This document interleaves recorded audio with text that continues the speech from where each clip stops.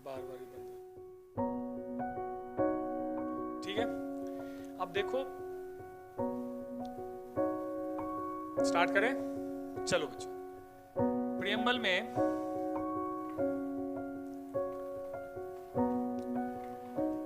सबसे important factor ये है कि प्रियम्बल क्यों पढ़ना चाहिए। हम जब इंडियन कॉन्स्टिट्यूशन को पढ़ाई करते हैं तो हमें क्या आर्टिकल मिलते हैं, है ना। हमारे भारतीय संविधान में कितने आर्टिकल हैं? आप देखा जाए तो आर्टिकल कितने हैं? 1 से लेके 395 तक है ना। 105 अमेंडमेंट भी हो चुका है, 105 तक हम अमेंडमेंट कर चुके हैं। इसका मतलब प्रियम्बल को कोई आर्टिकल का नाम नहीं दिया गया। इसका मतलब क्या है? प्रियम्बल हमारे लिए इंपॉर्टेंट नहीं है, कोई नाम ही नहीं दिया हमने, है ना। जब कोई नाम ही नहीं दिया तो प्रियम्बल इंपॉर्टेंट है या नहीं है? बताइए कैसे इंपॉर्टेंट है प्रियम्बल?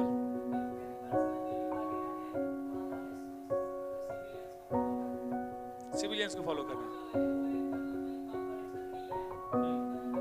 तो फिर फॉलो कैसे करना है जब कंपलसरी नहीं है? तो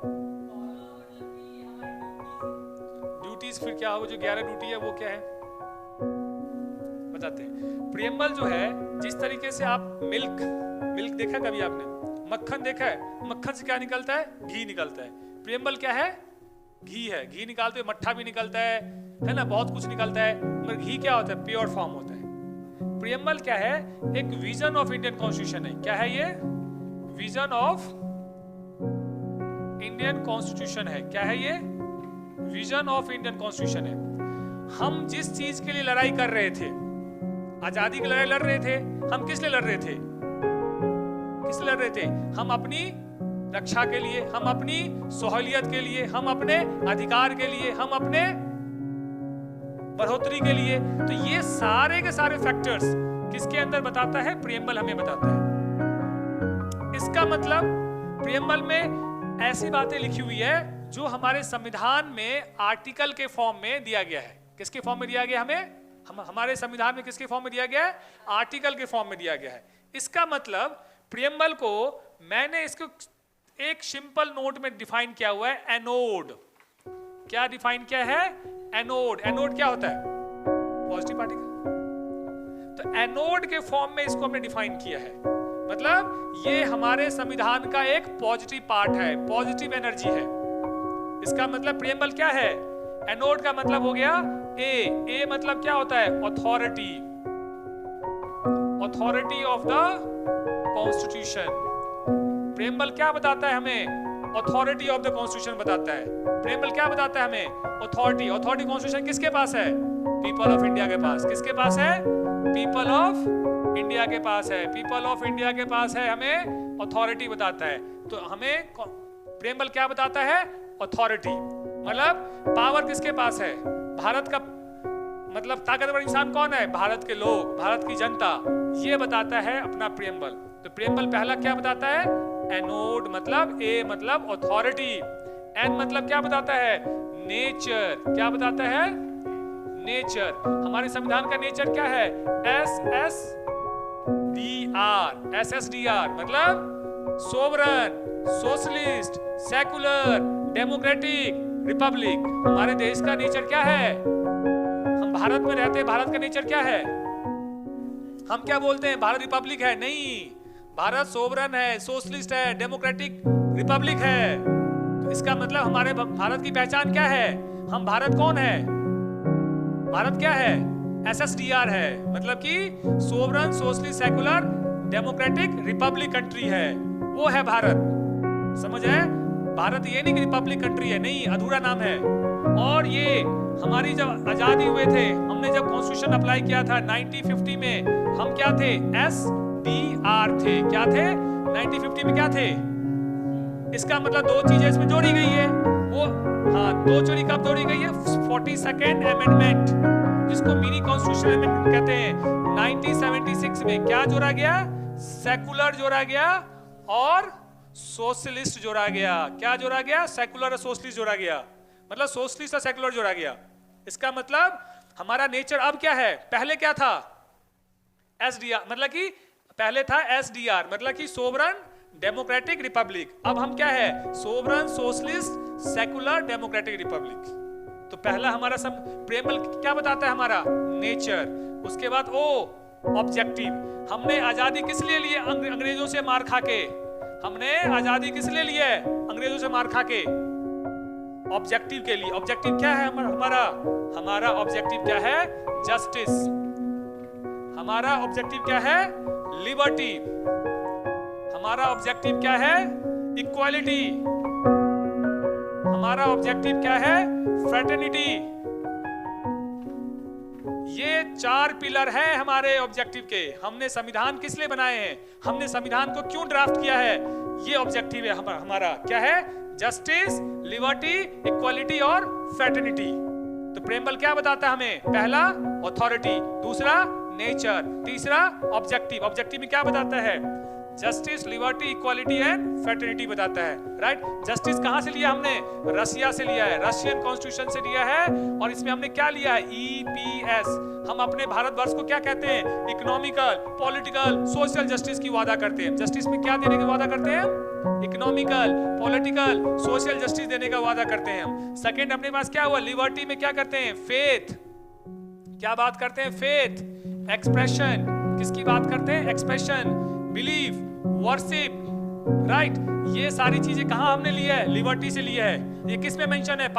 आर्टिकल 12 से लेके 35 में, पार्ट 3 में फंडामेंटल राइट से मेंशन है। दूसरा इक्वालिटी, मतलब क्या लिया हमने? स्टेटस और अपॉर्चुनिटी। स्टेटस एंड अपॉर्चुनिटी हमने कहां लिया है? ये आर्टिकल कौन सा बताता है? 16। कौन सा बताता है? राइट टू इक्वालिटी में बताता है। राइट? स्टेटस एंड अपॉर्चुनिटी, मतलब कि आप पहले अंकित हैं, फिर आप एनडीए बनेंगे। चाहे एनडीए बने ना बने, अंकित की वैल्यू में कहीं कमी नजर नहीं आएगी। That is a status. मतलब आप जो करना चाहते हैं वो अपॉर्चुनिटी है। जो आप हैं उसके अंदर आपके ना करने से कोई काम गिरावट नहीं होगी। मतलब आपका मान सम्मान, आपका जो वो है वो बराबर नजर आना चाहिए। That is known as status. Next आता है फ्रेटर्निटी। हमने फ्रेटर्निटी कहा? इसमें क्या है? इसके अंदर है आपकी इंटीग्रिटी, यूनिटी और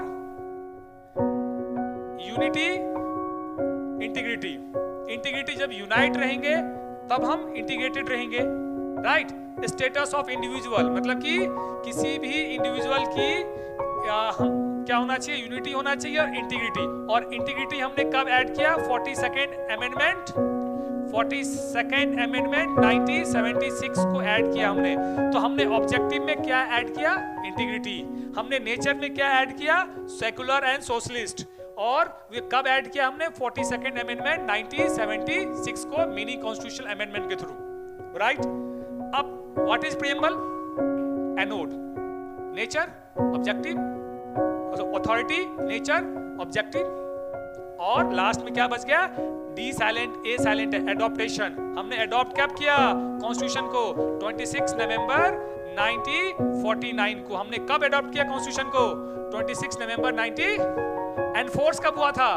26 जनवरी 1950 को। ठीक है? एनफोर्स कब हुआ था? 26 जनवरी 1950 को। 26 जनवरी को हम क्या मनाते हैं? नहीं, SSDR मनाते हैं, सोशलिस्ट सेकुलर डेमोक्रेटिक रिपब्लिक मनाते हैं। अधूरा मत बोलो। राइट? अल्टीमेटली तो what is preamble?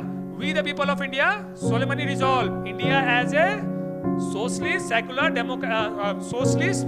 Sovereign socialist secular democratic republic, right, that provide justice, liberty, equality, fraternity, adopted 26 November 1949. That is the preamble of Indian Constitution. समझ आ गया? What is preamble? अब ये preamble क्या है ये तो क्लियर हो गया आपको। नेक्स्ट preamble के साथ आपका नेचर क्या है? preamble के साथ आप देखो preamble के इंपॉर्टेंट केसेस कौन कौन से हुए हैं। पहला आता है बेरुबारी केस। 1960 में सुप्रीम कोर्ट के पास राइट है कॉन्स्टिट्यूशन किसी पार्ट को बदलने का, अडॉप्ट करने का, इंटरप्रेट करने का। They have a right according to article 137 right to review के तहत। राइट? सो अल्टीमेटली अपने पास क्या है? तो नेक्स्ट अपने पास क्या आ रहा है, एससी ने कहा था कि बेडूवारी केस में ये इन्होंने कहा कि preamble is a not a part of constitution, preamble is a not a part of constitution. इन्होंने क्या कहा, preamble is a not a part of constitution. इसी डिसीजन को पलटते हुए केशवानंद भारती केस में क्या कहा उन्होंने, केबी केस में 1973 में इस सुप्रीम कोर्ट ने, इसी सुप्रीम कोर्ट के बेंच ने 13 जज के बेंच ने, कितने जज की बेंच ने, 13 जज की बेंच ने क्या कहा, preamble is a part of constitution. और उन्होंने क्या क्या कह दिया, इस डिसीजन को रिवर्स कर दिया। तो केबी केस में क्या क्या किया उन्होंने, प्रियम्बल को पार्ट ऑफ कॉन्स्टिट्यूशन बोला और बेडूवारी केस को पलट दिया। They have a right to do only by supreme court, supreme court ही ऐसा कर सकता। समझ गया ना। नेक्स्ट अपने पास क्या आता है, नेक्स्ट एलआईसी केस आया, एलआईसी केस 1995 में, जिसमें फिर से कहा कि preamble is a part of constitution, preamble is a part of constitution बोला इन्होंने। किसने बोला, एसआर बोमई केस आया था, उसमें क्या कहा था, इमरजेंसी प्रोविजन को। तो ये भी किसके रिलेटेड था, प्रियम्बल के रिलेटेड केस था, राइट। तो ये फेमस केसेस आते हैं 95 केशवानंद भारती केस। और इसी केस के दौरान, केशवानंद भारती केस के दौरान क्या हुआ, केशवानंद भारती केस के दौरान क्या हुआ, बेसिक स्ट्रक्चर को डिफाइन किया गया। क्या डिफाइन किया गया, basic structure of the constitution को डिफाइन किया गया। अभी आपने सुना होगा राइट टू वर्शिप, अभी ओबीसी बोल रहा है ना, राइट टू वर्शिप है 1991 एक्ट के तहत बोल रहा है ना। तो इसका मतलब क्या है, वो बेसिक स्ट्रक्चर में है, उसको बदलाव नहीं कर सकते हम। तो बेसिक स्ट्रक्चर का वो वाला मैटर है जिसको हम बदलाव नहीं कर सकते, जो संविधान का मूल भावना है। Right to equality is a basic structure, justice basic structure की बात है, लिबर्टी, इक्वालिटी, ये सब क्या है, बेसिक स्ट्रक्चर की बात है। इसको हम छीन नहीं सकते, इसको बदलाव नहीं कर सकते। इसका मतलब क्या है कि केशवानंद भारती केस में दो बातें हुई, एक तो बेडूवाली डिसीजन को पलटा गया, दूसरा क्या हुआ, केबी केस को प्रमोट करके कह दिया गया कि preamble is a part of constitution. तीसरा इन्होंने कहा उसी केस में कि बेसिक स्ट्रक्चर को हम डिफाइन कर देते हैं, किसको आप अमेंड कर सकते हो, किसको अमेंड नहीं कर सकते हो। तो बेसिक स्ट्रक्चर को डिफाइन करने का मतलब क्या है, अमेंडेबिलिटी।